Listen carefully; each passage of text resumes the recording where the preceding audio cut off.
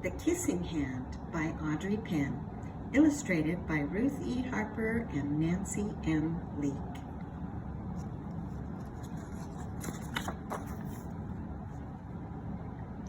Chester Raccoon stood at the edge of the forest and cried.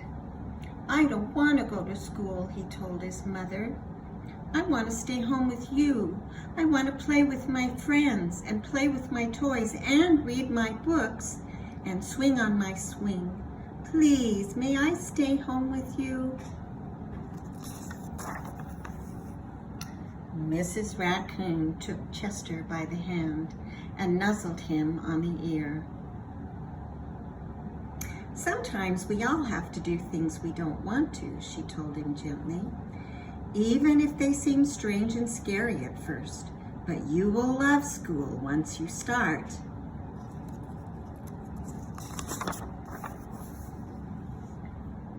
"You'll make new friends and play with new toys.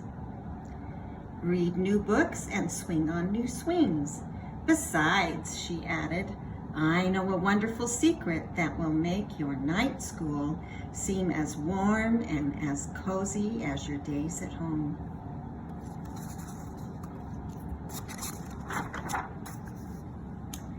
Chester wiped away his tears and looked interested. "A secret? What kind of secret?" "A very old secret," said Mrs. Raccoon. "I learned it from my mother, and she learned it from hers. It's called the Kissing Hand." "The Kissing Hand?" asked Chester. "What's that?"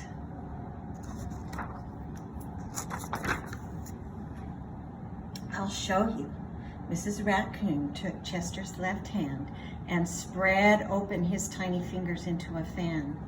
Leaning forward, she kissed Chester right in the middle of his palm.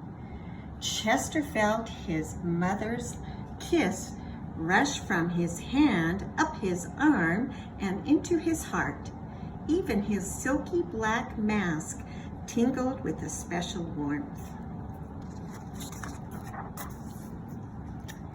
Mrs. Raccoon smiled. "Now," she told Chester, "whenever you feel lonely and need a little loving from home, just press your hand to your cheek and think, 'Mommy loves you, Mommy loves you,' and that very kiss will jump to your face and fill you with toasty warm thoughts."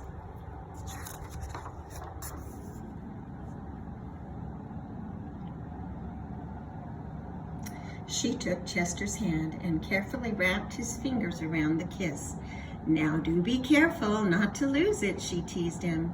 "But don't worry, when you open your hand and wash your food, I promise the kiss will stick."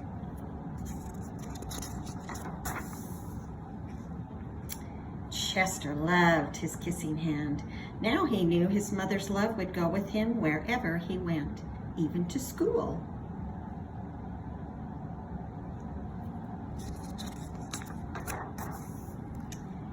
That night, Chester stood in front of his school and looked thoughtful. Suddenly, he turned to his mother and grinned. "Give me your hand," he told her.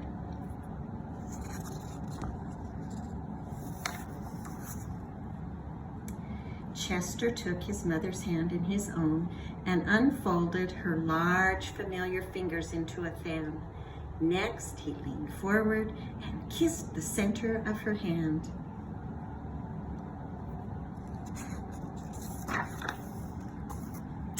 "Now you have a kissing hand too," he told her, and with a gentle goodbye and "I love you," Chester turned and danced away.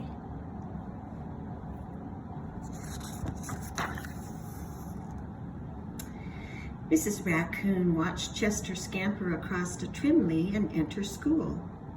And as the hoot owl rang in the new school year, she pressed her left hand to her cheek and smiled.